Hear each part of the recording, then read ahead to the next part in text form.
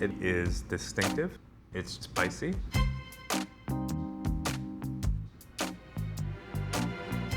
It's red.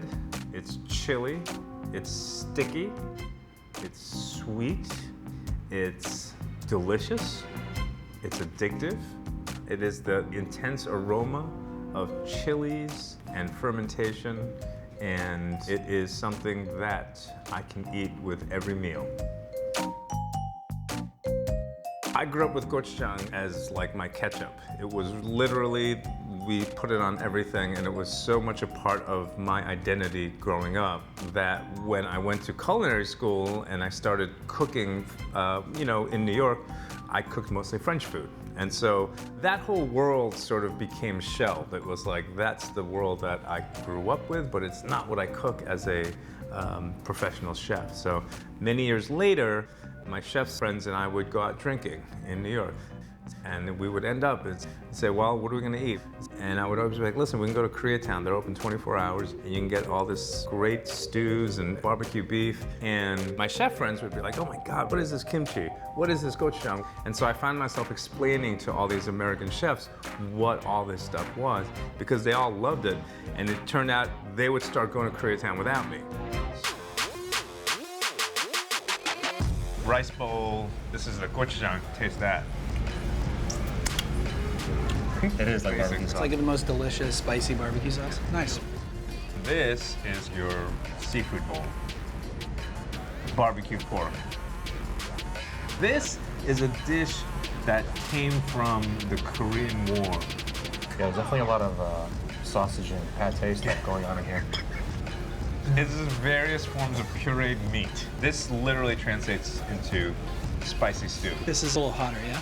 This is my favorite. It's hot, huh? So far. Got it. So this is actually my favorite thing to eat of all Korean foods. It's a chilled noodle. Whoa. And it's spicy. Yeah, it is. This noodle dish is my favorite. Yeah, look at that. You guys are officially Korean for this. Cheers, cheers, cheers. Cheers. Cheers. I really love watching when chefs, their mind starts spinning, going, wait a second, I could do this. This is bouillabaisse. This is this. In that moment, they get transported right back into their own kitchens.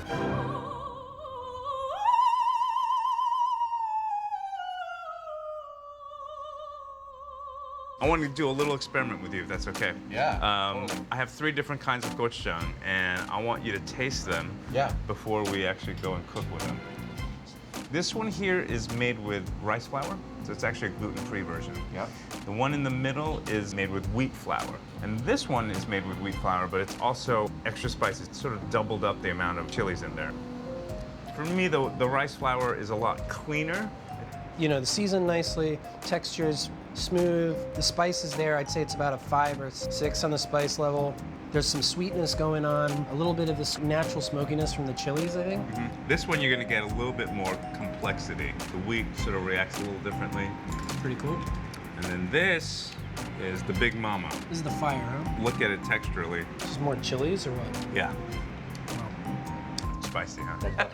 Fire it up. You're starting to sweat a little, right? Bryce innately understands flavor in a way that's surprising and wonderful. He saw gochujang, he tasted it, he thought about it, and he immediately went to mackerel, which is great because that's immediately what my grandmother would have done. We're gonna take some of this gochujang, I'm gonna spread it all in here. Mm-hmm. You know, something that's cool about the gochujang is that it really caramelizes, you know? I think it has that natural sugar, so you can really get good color with this thing, too.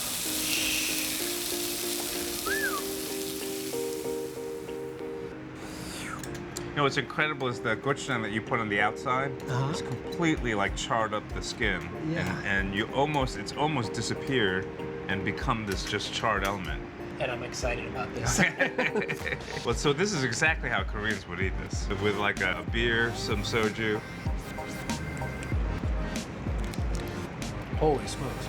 It's so nice. This is my version of the Korean barbecue. It's amazing. It's amazing. I love it.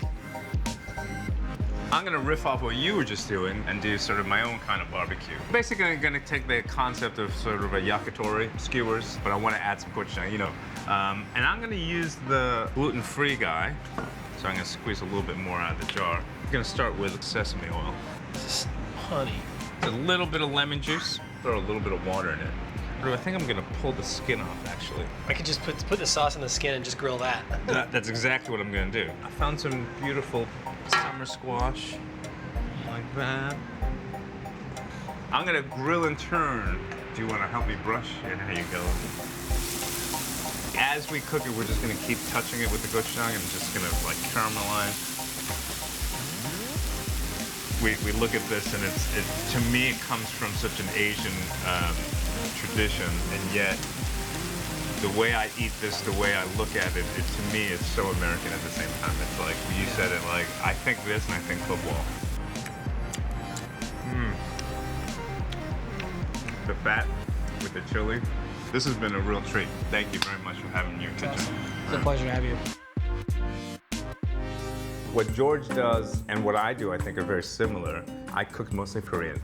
George finds something that's European, yet tastes to me like Korean.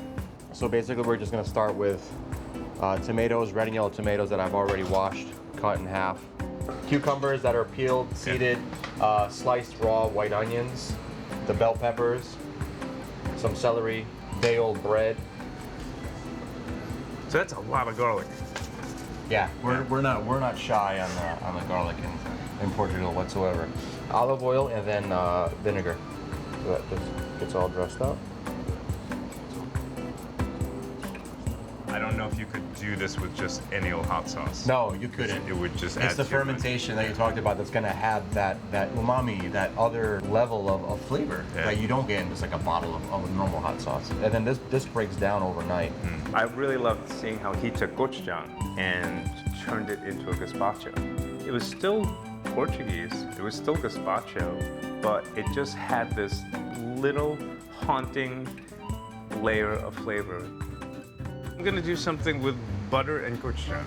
The original inception of that condiment to me was, hey listen, I'm gonna turn gochujang into a butter, and it's gonna be like a gateway drug for people who wanna learn about gochujang. Today I'm gonna cook some fish with it.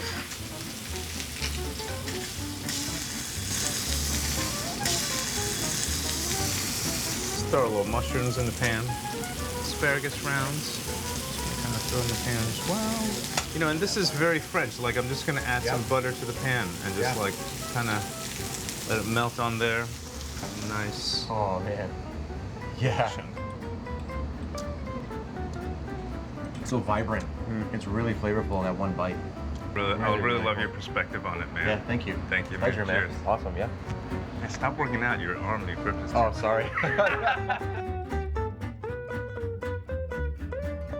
The same ingredient in gazpacho is the same ingredient that was in the Mendes Korean fried broccoli. Two completely different dishes, same ingredient. That's wild to see it.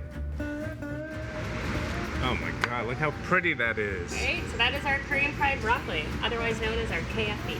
You dip it in the batter, deep fry it, and then toss in that. Tossed in it's pulled straight from the fryer with all the oil sort of attached to it still.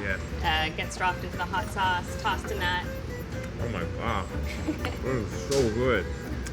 The gochujang actually makes it really nice because it's not too spicy. Yeah. So you still get to taste all the flavors, but you're not hit over the head with this sort of like, your palate isn't blown out.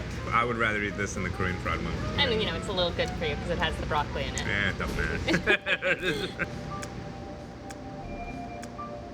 I think gochujang has the potential to be in every single person's refrigerator. The first and foremost thing about it is that most people, when they taste it, they fall in love with it. And I think that's what Jordana's sentiment was, is like, this is just really good sauce. And so it's unfamiliar, and we might not know how to quite use it yet, but as we do and as we educate ourselves, we fall more and more in love with it, and then it just becomes natural to share it with our friends, with our other colleagues, with our mothers and parents and relatives, and then that's when you see the explosion happen. It's good. It's delicious. It's good.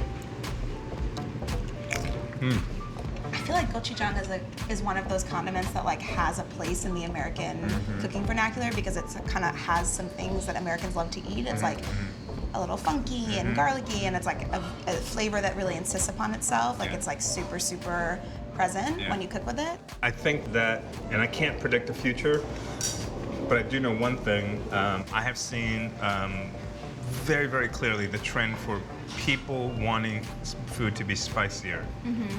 From a decade ago, from 2 decades ago when I started cooking, no one wanted their food spicy.